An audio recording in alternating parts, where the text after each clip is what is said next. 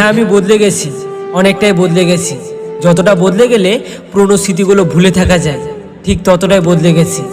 আমি বদলে গেছি বলাটা সম্পূর্ণই ভুল হবে, কারণ আমি স্বেচ্ছায় বদলাইনি, আমি বদলে যেতে বাধ্য হয়েছি। হ্যাঁ, আমি বদলে যেতে বাধ্য হয়েছি প্রিয় মানুষগুলোর অবহেলায়।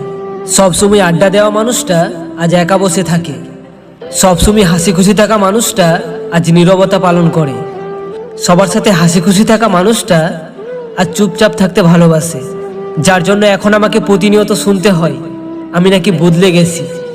হ্যাঁ, আমি বদলে গেছি, কিন্তু আফসোস, যে মানুষগুলোর জন্য আজ আমি বদলে গেছি সেই মানুষগুলোই আজ আমি বদলে যাওয়ার কারণে আমাকে বলে আমি নাকি স্বার্থপর আর অহংকারী।